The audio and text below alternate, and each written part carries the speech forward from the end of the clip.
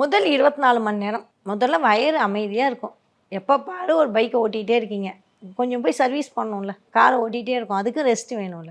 எப்போ பாரு சாப்பிட்டுக்கிட்டே இருக்கோம். காலைல காஃபி, அப்புறம் பிரேக்ஃபாஸ்ட் முடிச்சு 11 மணிக்கு காஃபி, 11 மணிக்கு காஃபி பிடிச்சிட்டு மதியானம் சாப்பாடு முடிச்சு, இல்லை நைட் டியூட்டினா நைட்டும் சேர்த்து சாப்பிடும். இப்படி இடைவிடாமல் உணவு நம்ம உட்கொண்டுக்கிட்டே இருக்கோம். முதல்ல ரெஸ்ட் இல்லை.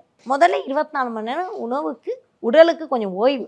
அப்போ கண்டிப்பாக பசிக்கும். ஏன்னா உங்களோட சுகர் லெவல் குறையும், அப்போ பசிக்கும். அதையும் நீங்கள் கடந்துட்டு வந்துடலாம். தண்ணி குடிச்சு மன உறுதியில் கடந்து வந்துடலாம்.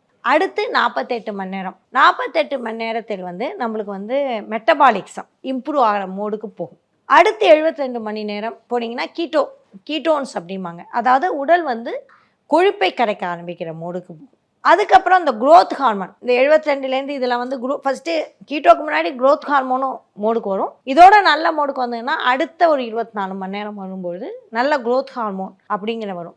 இந்த 100 மணி நேரம் கிட்டத்தட்ட நீங்கள் ஃபாஸ்டிங் இருக்கும்பொழுது, அதாவது விரதம் இருக்கும்பொழுது, அதாவது அதில் சஷ்டி விரதம் ரொம்ப ஸ்பெஷல். 100 மணி நேரம் இருக்கும்பொழுது ஃபஸ்ட்டு இந்த 24 மணி நேரத்தில் மெட்டபாலிசம் தான் சரியாகும். க்ரோத் ஹார்மோன்லாம் சேர நேரமாகும், கீட்டோவும் போகிறதுக்கு நேரம் ஆகும். மினிமம் 72 மணி நேரம். ஈவன் கீட்டோவில் நாங்களாம் காஃபி பொடியில் தான் பல் துலக்க சொல்லுவோம், இல்லாட்டி கறி பொடியில் தான் சொல்லுவோம். ஏன்னா இந்த சுகர் இருக்குது பார்த்தீங்களா, பேஸ்ட்டில் இருக்கிற சுகர் இருக்குது பார்த்தீங்களா, அது கூட இன்சுலின் ஸ்பைக் உருவாக்கும். i5 ஹவுசிங் அண்ட் ப்ராப்பர்ட்டிஸ் தேடுறதை விடுங்க, தேர்வு செய்யலாம் வாங்க. கால் 9962 557 557.